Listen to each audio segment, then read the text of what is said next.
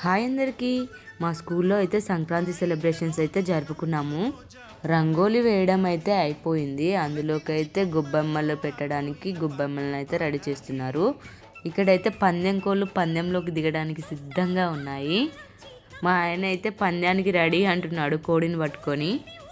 ఇంకా ఆవునైతే తీసుకొచ్చారు. ఇంకా బొట్లు పెట్టి పూజ చేయాలి. ఇక్కడైతే పూజ కోసం అయితే దేవుళ్ళని అయితే అలంకరించి పెడుతున్నారు మా మేడం వాళ్ళు. అసలు ఈ సంక్రాంతి పండుగ ఎందుకు జరుపుకుంటారో చాలామందికి తెలియదు. ఈ సంక్రాంతి పండుగ అంటే రైతుల పండుగ అని చెప్పవచ్చు. ఎందుకంటే వాళ్ళు కొత్త పంట వచ్చినప్పుడు ఈ పండుగ అయితే చేసుకుంటారు.